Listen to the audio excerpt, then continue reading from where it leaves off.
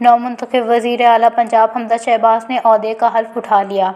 ہفتے کے روز صبح سویرے حلف برداری کی تقریب گورنر ہاؤس لاہور میں منعقد ہوئی۔